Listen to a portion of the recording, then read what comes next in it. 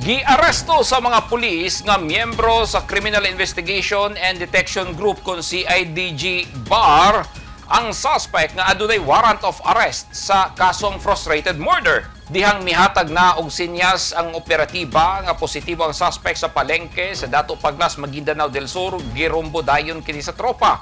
Nahimong tensyonado ang sitwasyon human masorpresa ang suspect pag-abot sa mga pulis. Wala na makapalag ang suspect nga giilang si alias Giadem Manalasal na nagatubang og kasong frustrated murder. Ang warrant of arrest gi-issue ni Judge Annabel Piang, ang presiding judge sa Regional Trial Court 12th Judicial Regional Branch 15 sa Cotabato City niadtong Setyembre 28, 2020. Gipusasan dayon ang suspect samtang nagsigi og singgit ang mga kabanay niini. Nakuhaan pa kini og .45 nga pistola sa iyang posesyon. Nakakustodiya na sa CIDG RFU BAR ang suspect.